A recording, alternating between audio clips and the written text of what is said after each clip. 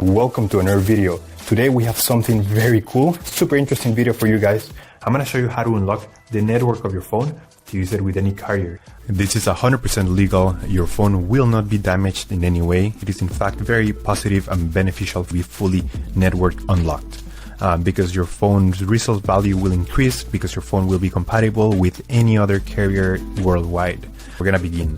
So to start, we're gonna get the phone's IMEI number. That's a unique number for every phone. So to get it, simply dial *#06#. As you will see, your 15-digit IMEI number will appear in the screen of your phone. This number is very important. It represents the ID of your phone, and keep it somewhere close because we're gonna use it in a few seconds to unlock this phone. Okay, now we're gonna switch to the computer.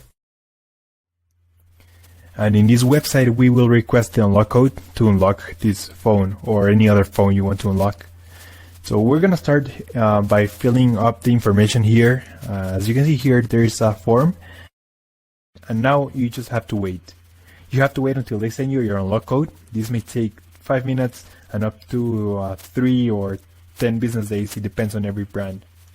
I'm gonna show you my personal email account so that you can see how the email will look like.